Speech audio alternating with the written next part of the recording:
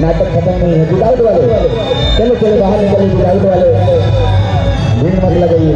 Without वाले बाहर बैठने के इसको बाहर बैठ करके देखेंगे। चलिए चलिए। हाँ एक आए सगा भैंसा सगा ले आ देते हैं कभी जाता कहा गोला कभी कैसा नावा ये पारा भागा राजे पारा भागा राजा माता में घोड़ा भगा और राजा राजा घोड़ा बोला जाए तो जाओ